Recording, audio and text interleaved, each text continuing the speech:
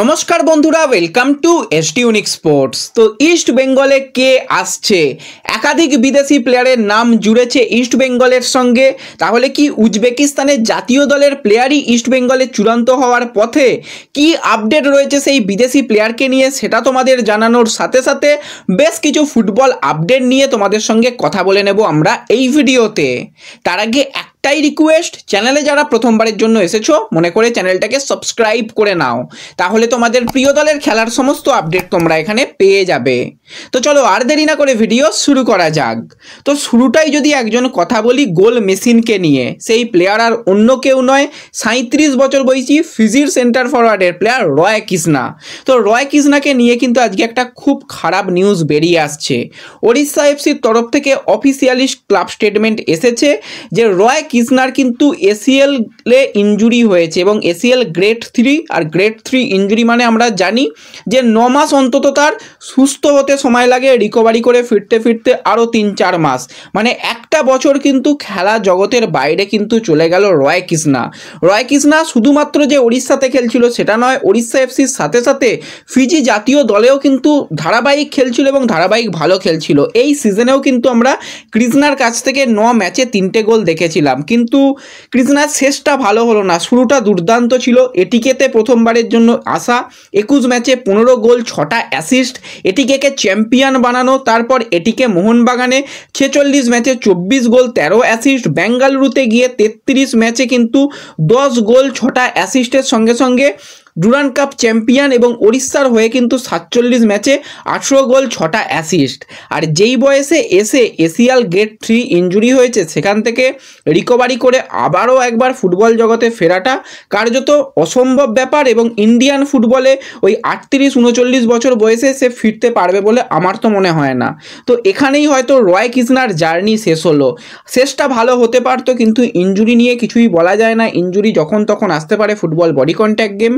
তো সেখান থেকে তার ইনজুরিটা সত্যিই খুব খারাপ লাগছে, এবং রয় কৃষ্ণা এইভাবে তার সিজনটা শেষ হয়ে গেল, সত্যি খারাপ লাগছে। এবং রয় কৃষ্ণা আমার খুবই খুবই পছন্দের একজন সেন্টার ফরওয়ার্ডের প্লেয়ার। সেই এটিকের আমল থেকে তার গোল, রয় কৃষ্ণা আর ডেভিড উইলিয়াম জুটি আলাদাই একটা জুটি ছিল।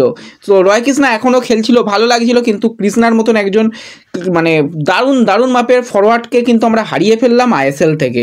এটা কিন্তু একটা খারাপ লাগার জায়গা রয়েছে। তো কিছু করার নেই, ফুটবল এটাই এবং মেনে নিতে হবে।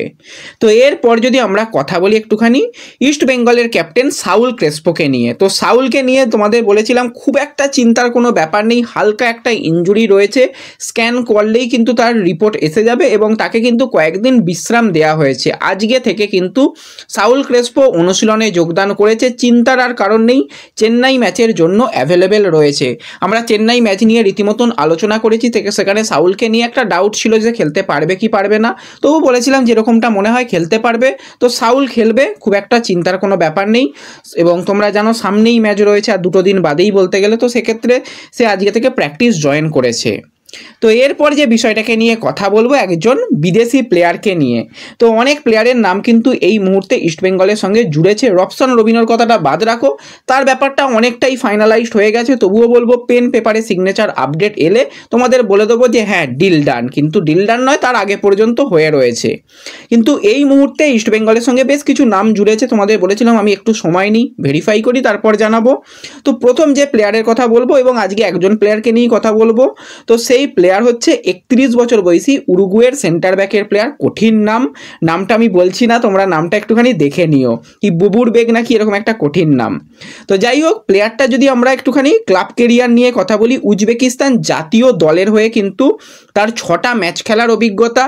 উজবেকিস্তানের বয়স ভিত্তিক দলে কিন্তু সে আন্ডার 19 থেকে আন্ডার 23 পর্যন্ত সে ধারাবাহিক ম্যাচ খেলেছে, এবং একটা সময়ে কিন্তু গ্রিসের সেন্টার ফরওয়ার্ড ডিমিট্রিয়স ডিয়ামান্টাকসের বিরুদ্ধেও কিন্তু এই বিদেশি প্লেয়ারের খেলার অভিজ্ঞতা রয়েছে। বর্তমানে কিন্তু সে সুপার লিগা, যেটা কিন্তু উজবেকিস্তানের টপ টায়ার লিগ, সেই ক্লাবে যুক্ত রয়েছে, এবং এই সিজনেও কিন্তু যথেষ্ট ভালো তার পারফরমেন্স রয়েছে। সুপার লিগাতে তার 168 ম্যাচ খেলে 8টা গোল 3টে অ্যাসিস্ট করার অভিজ্ঞতা রয়েছে। এছাড়া বসুন্ধরা কিংসের হয়ে কিন্তু বিপিএলে 15টা ম্যাচ খেলেছিল, সেখানেও কিন্তু মোটামুটি খেলেছে। চ্যাম্পিয়ন্স লিগ, যেটা এএফসি চ্যাম্পিয়ন্স লিগ আগে হতো, সেখানে 11 ম্যাচ খেলার অভিজ্ঞতা রয়েছে। এএফসি কাপ কোয়ালিফিকেশনেও তার ম্যাচ খেলার অভিজ্ঞতা রয়েছে। টোটাল কিন্তু ক্লাব কেরিয়ারে 229টা ম্যাচ খেলেছে এবং 11টা গোল করেছে। এটা কিন্তু একটা ভালো জিনিস, প্লেয়ারটা গোলও করতে পারে। কিন্তু প্লেয়ারটা মেন পজিশন হচ্ছে সিবিতেই কিন্তু 163টা ম্যাচ খেলেছে। ডিফেন্সিভ মিডফিল্ডারে মাত্র 7টা ম্যাচ, এবং লেফট ব্যাক এবং রাইট ব্যাকে ওই 1-2 করে ম্যাচ খেলেছে। Main position CB. আর ইস্ট বেঙ্গলের কিন্তু দরকার সিবি, কিন্তু শুধুমাত্র সিবি নিয়ে কি হবে? সিবি প্লাস ডিএম এরকম খেলতে পারে, বা সিবি প্লাস ক্যাম এরকম খেলতে পারে। ভার্সেটাইল প্লেয়ার দরকার, যেটা কার্ল ম্যাকিউ টাইপের প্লেয়ার। কার্ল ম্যাকিউকে তোমরা যদি ভাবো যে তাকে ডিফেন্সেও খেলিয়ে দেওয়া যাবে, সেন্টার ব্যাকে খেলে দিতে পারবে 1-2 ম্যাচ। এছাড়া মিডফিল্ডারে তো কার্ল ম্যাকিউ এখনও পর্যন্ত অনবদ্য পারফরমেন্স করছে। এই প্লেয়ারের সঙ্গে গুঞ্জন তৈরি হয়েছে, আমার কাছে যতটুকু আপডেট। হয়তো কথাবার্তা ভিতর রয়েছে, কিন্তু সেরকমভাবে এখনও পর্যন্ত যে অনেক দূর এগিয়ে গেছে বা কিছু হয়েছে, কিচ্ছু নয়। আরও অনেকগুলো প্রোফাইল কিন্তু অস্কার ব্রুজন সে কিন্তু ক্লাবকে জানিয়েছে। এটা একটা জাস্ট মানে বাজারে ছড়িয়ে দেওয়ার মতন ব্যাপার। এখনই পর্যন্ত যেরকমটা আপডেট, মানে কোনো রকম স্ট্রং জায়গা থেকে এটা আপডেট নয়, শুধুমাত্র একটা মন গড়া রিউমার হিসাবেই তোমরা এটাকে ধরে নিতে পারো। এই প্লেয়ার আসছেই যদি বলো, তো আমার কাছে সেরকম এখনও পর্যন্ত আপডেট নেই।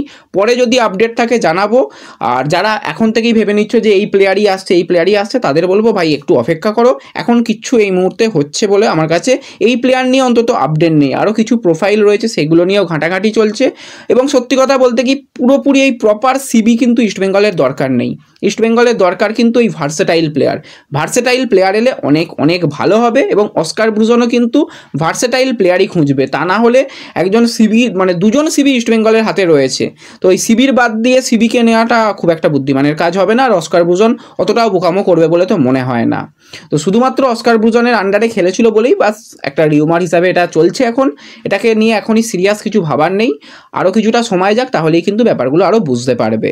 তো এই ভিডিওতে এইটুকুই ছোট্ট আপডেট তোমাদের সঙ্গে শেয়ার করার ছিল। ভিডিও ভালো লাগলে লাইক শেয়ার করে দিও। চ্যানেলে প্রথমবারের জন্য এলে চ্যানেল সাবস্ক্রাইব করে নিও। দেখা হবে পরবর্তী ভিডিওতে। ধন্যবাদ।